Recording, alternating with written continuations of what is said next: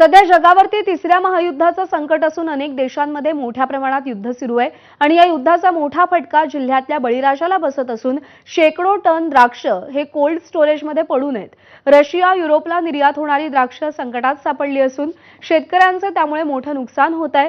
Suez कालव्याचा मार्गावरती बंधन आल्यानं cold स्टोरेजमध्ये माल पडू नये। एक्सपोर्ट दर्जाची द्राक्ष स्थानिक बाजारपेठेत कवडीमोल भावात विकण्याची वेळ शेतकऱ्यांवर ओढावलेली आहे।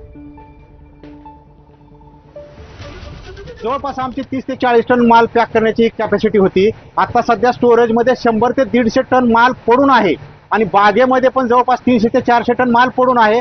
त्यांचं टाइम टेबल आम्ही ठरवलेलं होतं की 2 दिवसामध्ये तुमचा पण टप्प्याटप्प्याने माल काढणार होतो, पण अगोदरचा जो हातात माल आहे तो आम्हाला न काढता आल्यामुळं त्यांचा पुढचा माल काढता येत नाही। त्यामुळे शेतकरी पण खूप टेन्शनमध्ये आहेत आणि आम्ही पण खूप टेन्शनमध्ये आहोत। आमचे एक्सपोर्टर प्रयत्न करत आहेत, परंतु त्या प्रयत्नाला सुद्धा कुठेतरी यश मिळताना दिसत नाहीये आणि यामुळं शेतकऱ्यांचा माल जाग्यांवर आणि त्या बागांवर आणि मुळातच द्राक्ष पीक हे काही ठराविकच मुदतीचं असल्यामुळं नंतर त्या पिकाला कुठलीही प्रकारची किंमत राहत नाही।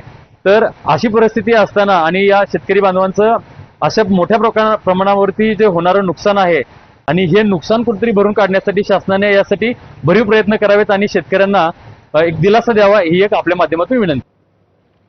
अभिनेत्री विशाखा सुभेदार हिनं मुख्यमंत्री देवेंद्र फडणवीसांना साथ घातलेली आहे।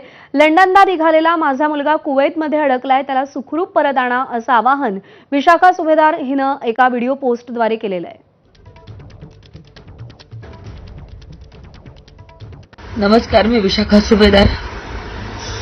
माझी महाराष्ट्राचे मुख्यमंत्री देवेंद्र फडणवीस साहेब आणि आपल्या देशाचे पंतप्रधान नरेंद्र मोदीजी यांना विनंती आहे,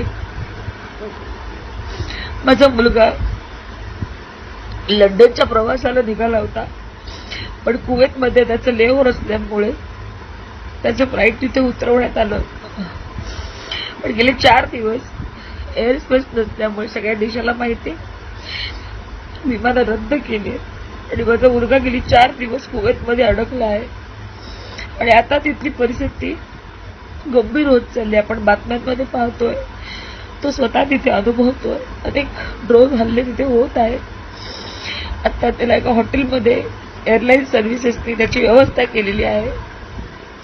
इंडियन एम्बसीनी कुवेतमध्ये असलेले त्यांनी तिथे व्यवस्था केलेली आहे, परंतु आता त्यांना भारतात परत आणण्याची व्यवस्था करावी। जसं दुबईच्या लोकांना परत आणलं गेलं तसंच कुवेतमध्ये सुद्धा आपले भारतीय अडकले, त्यांना परत आणण्याची व्यवस्था करावी अशी माझी त्यांना कळकळीची विनंती आहे।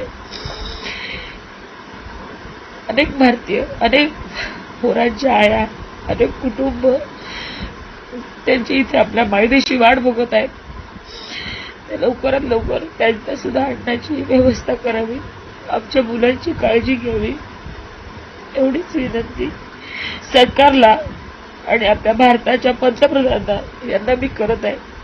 कृपया लवकरात लवकर मार्ग काढावा। आणि यानंतर काही महत्त्वाच्या बातम्या पश्चिम बंगालमधून आहेत।